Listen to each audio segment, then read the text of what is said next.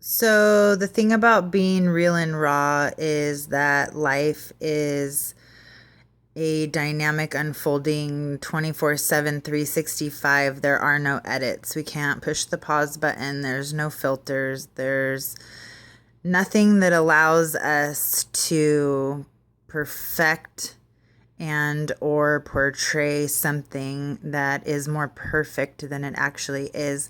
And I do think that the prevalence of social media has sort of distorted our concept of living perfect and performing. And I just want to speak briefly about life not being a performance, that life is life and it looks like whatever it looks like whenever it looks like what it's looking like. It is a perpetual unfolding of what is.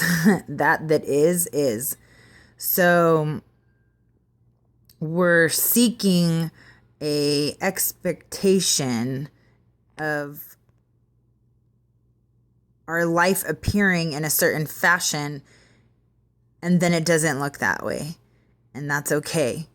We're supposed to get more comfortable with it not looking like what we think it should look like. That is really essentially the goal. And when we get comfortable with it not looking like what we think it's supposed to look like, then we get to another level of living free and allowing ourselves to freely and authentically express ourselves and live as we are intended. So, what does that mean and what does it look like? It looks like fucking shit up. In case you haven't noticed, I really love the word fuck because it essentially captivates the emotion of everything that you experience on the path of life and of enlightenment.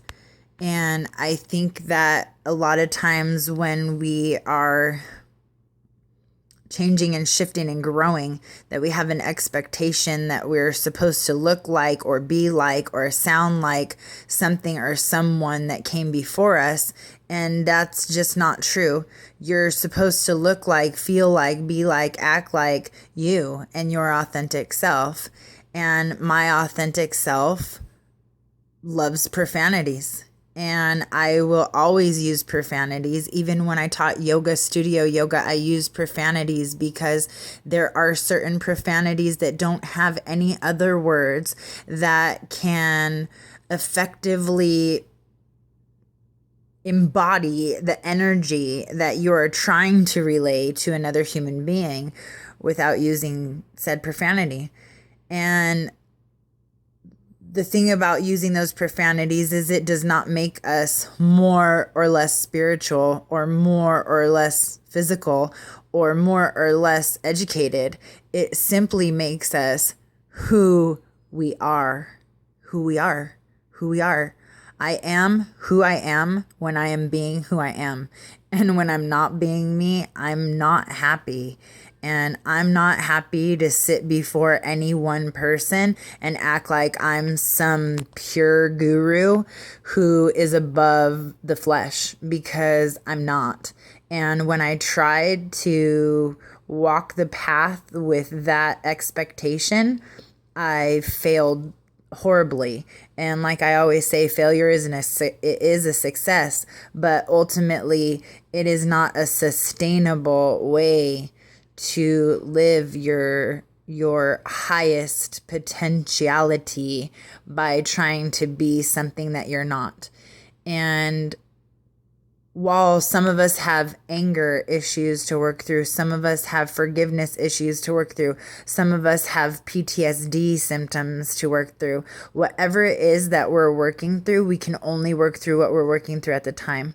So if you have an immense awareness of enlightenment, a grandiose sense of who you are and your place within the universe, and you still struggle with people pissing you off because they litter, you simply have a passion for the earth and understand our interconnectedness, and don't find it awesome that people want to destroy life, because we are life and they're in a sense attacking and destroying you through that path of connectivity. That's okay. Express your anger, because that is the piece of life that you feel that nobody else feels, and it makes your anger positive and productive.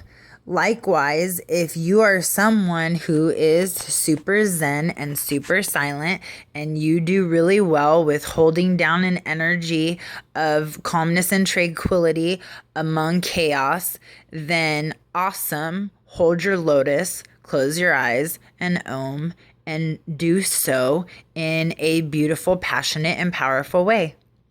But what I have seen and what I know to be true is, if somebody is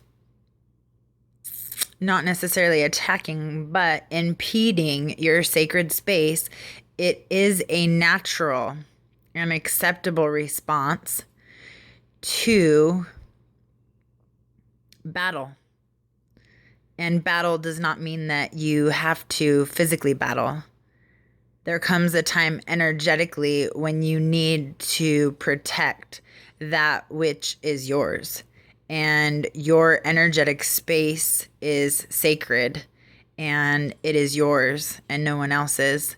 And whether you do that as a peaceful warrior or as a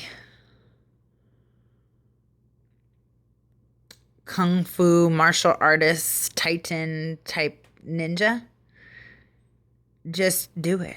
Just protect your sacred space and be authentically you.